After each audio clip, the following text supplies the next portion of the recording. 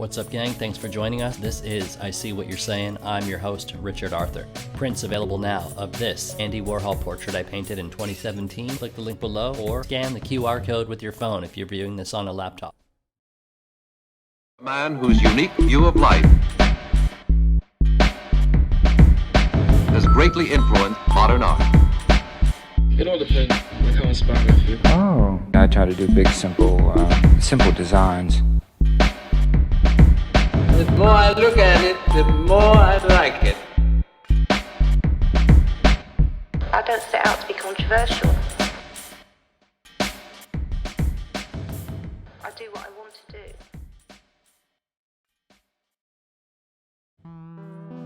What's up, gang? This is I See What You're Saying. I'm your host, Richard Arthur, and today I'm lucky enough to have with me LED magician Steven Galle. How are you doing, dude? Excellent, man. Thank you for having me. You're looking really cool. Hey, are you going to be moving around and showing us your awesome space? Okay, sick. I like that TV. What's going on with that gilded floral TV? You know, this is Randall's brainchild. He wanted it to kind of look like a person, so he put these floral arrangements above it. It's like a little headdress. Oh, yeah. Nice. What's up, Randall?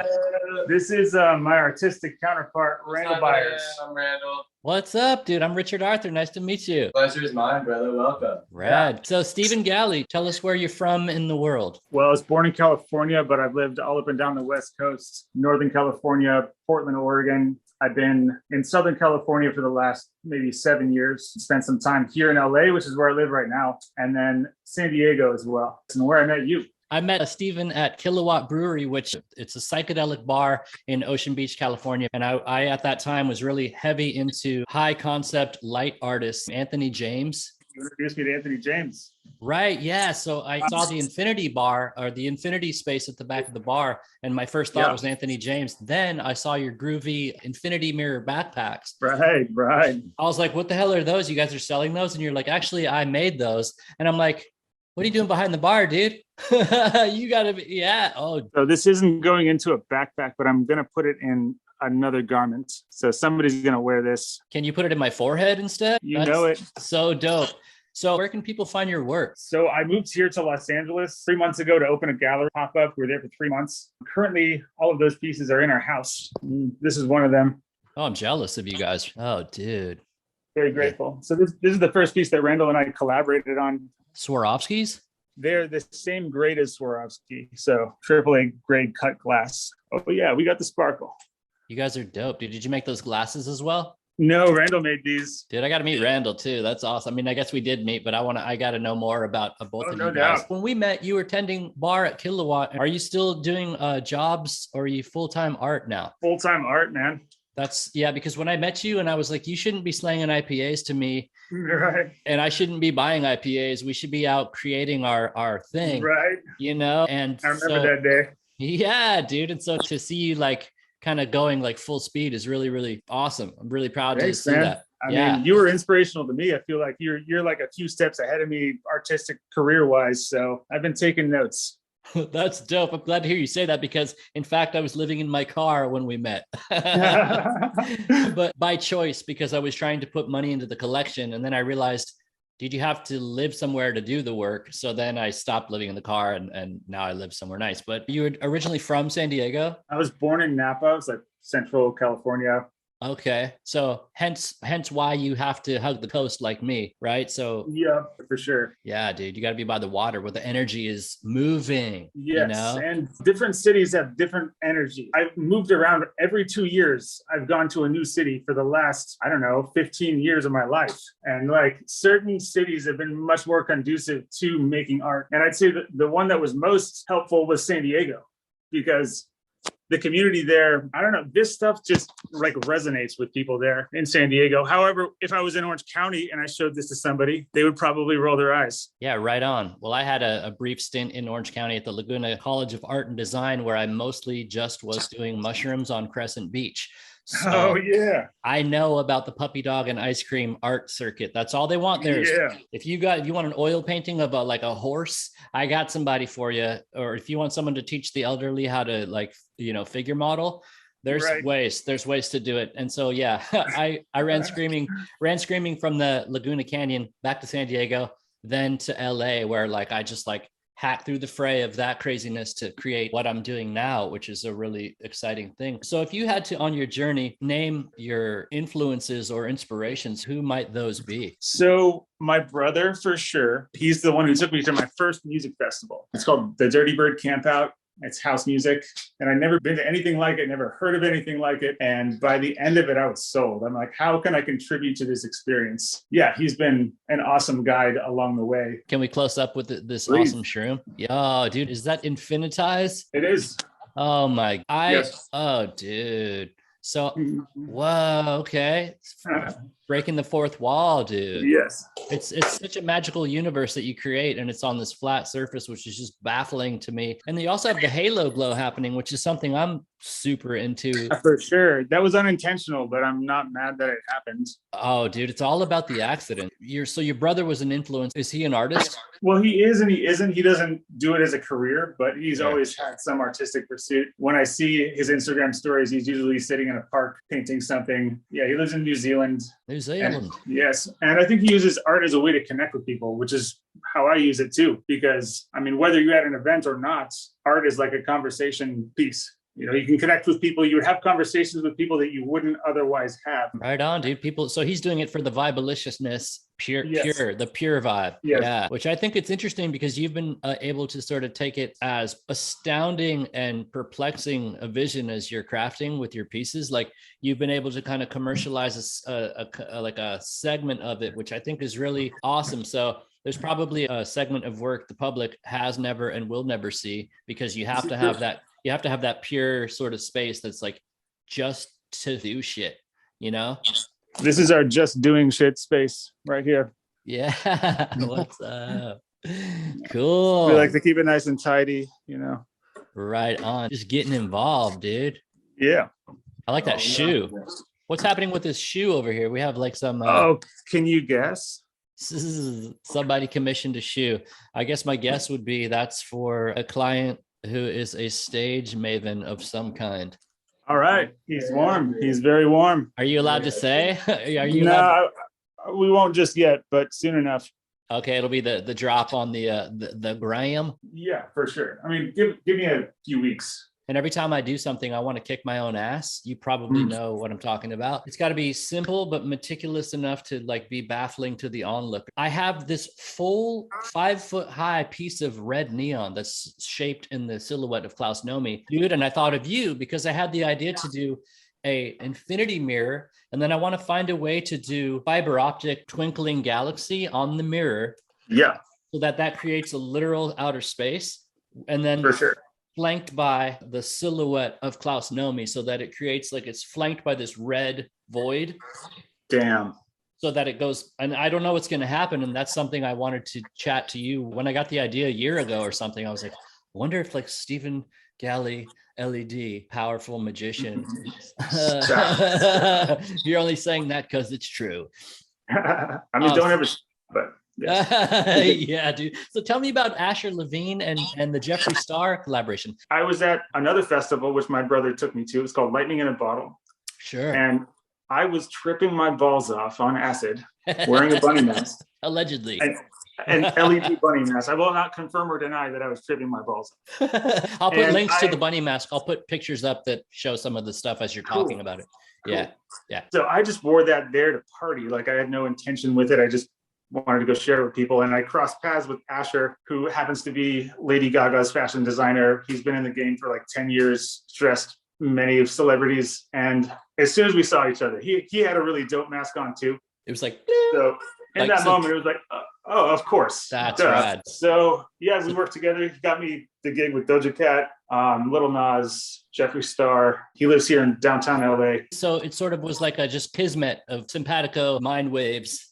Yeah, that's the magic thing. If I had advice for like young artists about how are you doing what you're doing, it's because I'm out there putting shit together and like and diving in and swimming. That is sending like positive vibrations out into the universe, and they get like reflected back at you every time you create something. Which has a lot to do with like the mirror. Absolutely. Literal, figurative, metaphysical stuff that is going on. And so I'm excited by your work, man. I think it's so, I don't know. How would you describe it if you had to define it as a genre, because I don't think of it as like LED, you know, it's not just lighting or something. It's not just like for the purposes of set design. It's like something else. I don't know how I would categorize it because I do many things. Sure. Which is the best part about it. I lost you, Daddy-O. Can you hear me? I can hear you. Oh, there you are. I think you might have left the Wi-Fi or something. Let me hop back inside. I was going to show you my laser cutter. Just trust me, it's cool. I believe you. So I remember you were working maybe about a year ago. You were working in a garage in Ocean Beach. Is that right? In Serra Mesa, which is okay, bigger space, less more affordable. For sure. Right on. So I tend to live where I work, which is usually in a hotel by the beach because I can't be inland. It's like something with my brain. Okay. I have to be around moving energy. So it's like I tend to create these massive works. Well, they're not massive, but they're large enough to be cumbersome. So I literally the pieces are as large as they are because that's how big my car is. Yeah. You know? So one day it's about going to a space where it can be larger. But so in your journey, is there anything that you've ever done where you like totally hated it and you started to put something together, didn't work out, and you, well, first of all, wait, before I get into that, I wanted to, since I lost you outside, I was asking you, how would you define your work if you had to? I find that's a tough question to answer because I feel like many artists, like Anthony James, for instance, he makes infinity mirrors and that's all he does. And they're the best infinity mirrors on the planet. I do so many different things. I don't know if you could just categorize it. I would say that I'm like merging digital art with our reality, like finding that in between like an image on a computer and us, trying to find the middle ground between those things. When you say us, do you mean human beings? Yes. Yeah. So not artists, not you and I as artists or artists in general, but the human condition. Yes. So what you're doing seems to grasp at something esoteric, taking materials that are very sort of glamorous and exciting in the same way that like a haunted house is exciting. You're taking that and, in my estimation, thrusting it into some kind of higher esoteric realm, which is the space that I think is great that you don't exactly know how to define, because for me, that's where art lives. I think totally that unknown space. And I had when I first started making art, I had no reason to. Other than I just wanted to make it. Like, what is the point? A lot of times people will ask me, they'll go, what is this for? If it's not a commission for like of a border collie for a woman in Texas, which does happen, that does happen. And it's not my favorite, but I'm grateful for when that happens. Keeps me in you know, paintbrushes and sparkling water, I guess. And when I'm doing my thing, which is that big neon stuff, people are always like, oh, is this for like a gallery or a thing? And I go, I don't really fucking know what it's for. It's because I'm compelled to do it in a way that it's a drive that's in me that I feel wrong if I'm not doing. That's the only way I know how to express it. And it's cool that people seem to dig it. I see something pink. I see something glowing. It is something glowing. It should be more glowy than this. I'm getting very excited. It's not as glowy as I would like it to be, but I suppose dude, it will suffice. That'll more than suffice. Maybe too, if you close the door behind you, or if that's possible. I don't know. Let's get full weird, dude. Yeah, I mean, that's par for the course around here. So you did that installation that was a pop-up at the Beverly Center? Yeah. It must have been like, you know, a celeb fest, for lack of a better word. You are in LA. Oh, it's insane. Just celebrities on their lunch break would just casually walk in, actors from TV shows. Paula Abdul came and kicked it with us. She basically adopted Randall and I. Oh, dude, I have a funny industry story about Paula Abdul. I'll tell you off mic, but all right. Yeah, I was in LA for 13 years. I've been to some parties, but for sure. We've been here for 3 months. I've been to a handful of parties. I can only imagine. Listen, 13 years. This is my advice for you as a new LAite. Just take her easy. Thank you. You know, I'll let him fill in the details, but yeah, just make sure you're working on wellness as well, so we can get more of that far out work out of you. I appreciate that. Thank you. Yes, brother, you're worth it. We need the lights in the world to continue to shine. So, and also too, those industry people, they'll come like a rattlesnake and bite your dick right off, you know, so you guys. Oh yeah. And I like my dick, man. I know. I'm a big fan of mine. Mine's cool. It's pretty cool. It's like mine's like the one you buy at the store. It doesn't have LED in it though, so that's maybe we could talk. So if in your journey of creating, you weren't born making LED mushrooms that look like psilocybin Buddha birthed them. So in the journey, you must have made something or two that you now look back on and you're like, throw it in the trash. Can't look at it. Anything you worked on that you had to scrap because maybe the software was not communicating, or any problems that happened along the way? You have a lot of really technically insane stuff. So I guess I have had some infinity mirror designs that didn't quite pan out. Like I'll 3D print them and the frame just doesn't work. I mean, 3D printing is a lot of engineering and also trial and error. Like you got to design it and then you got to wait 30 hours for it to print, and then you got to see how it works. And this the printer? Yeah. Oh, dope, dude. So you have an in-house, literally in your house, you have the printer. So this came out of the printer.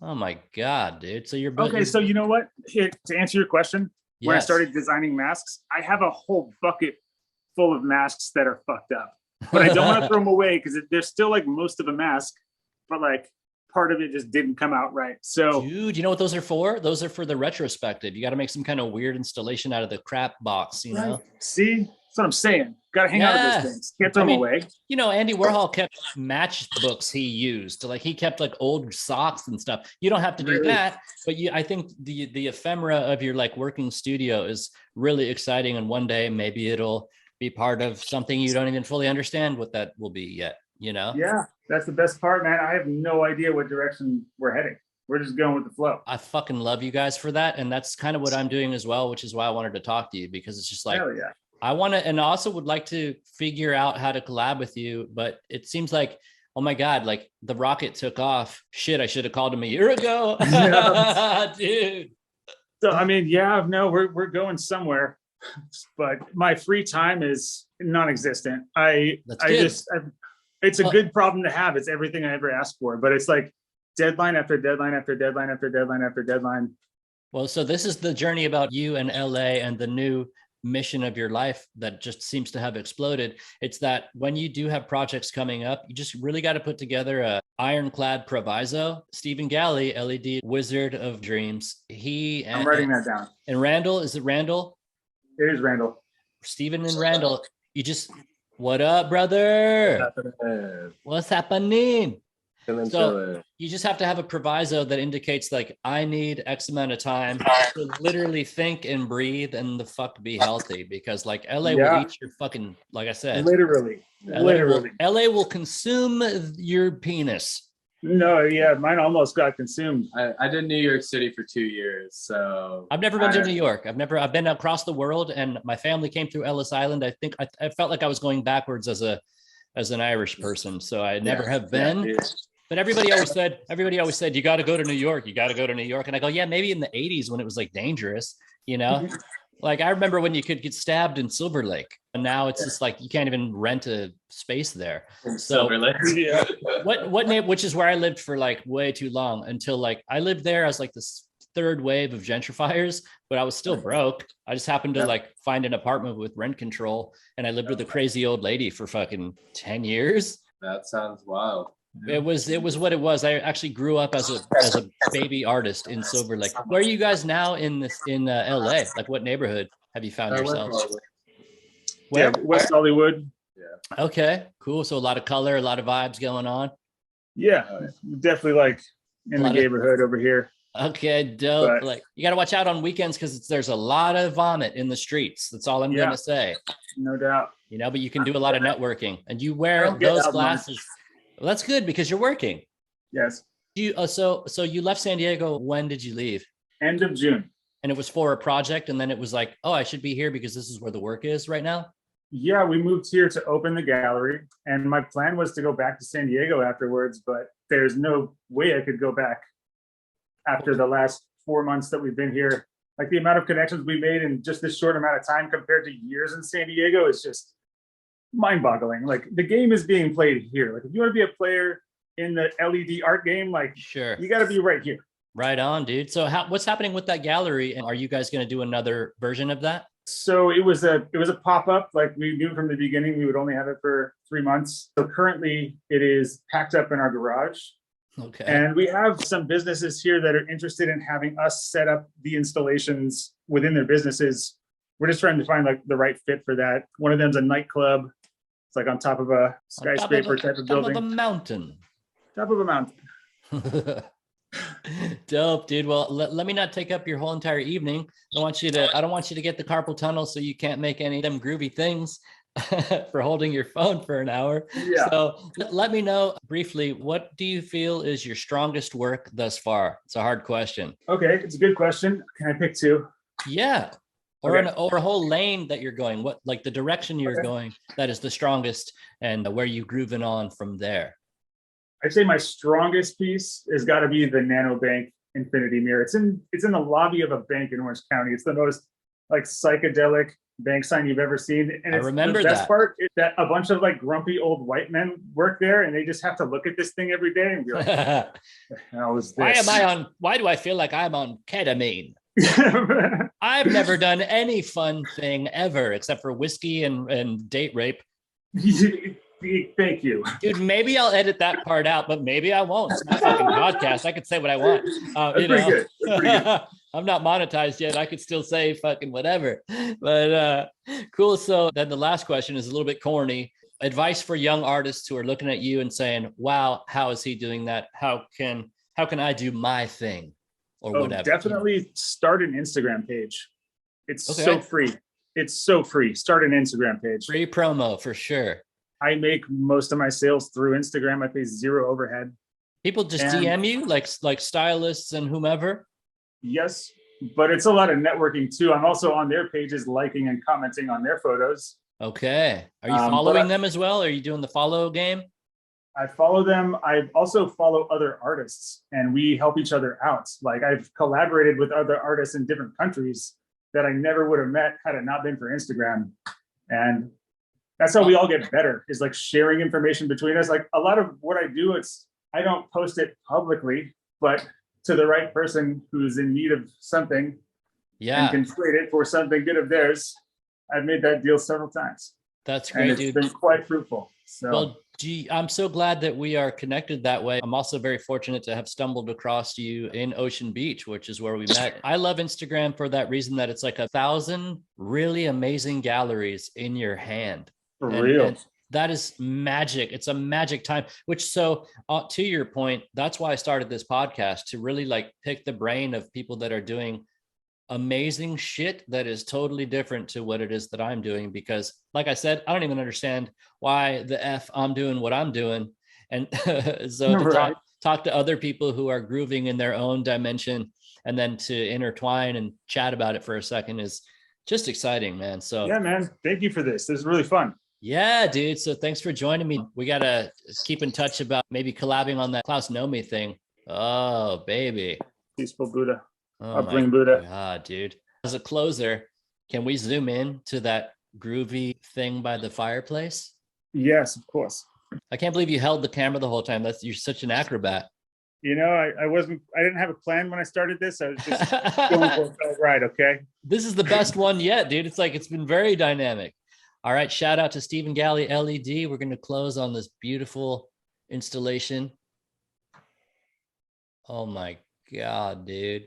I really can't wait for you to see my new work, which is going to be, thanks. I'm getting into fluorescent green because it's time, and I'll be doing a portrait of visionary artist Alex Gray in fluorescent green with green neon.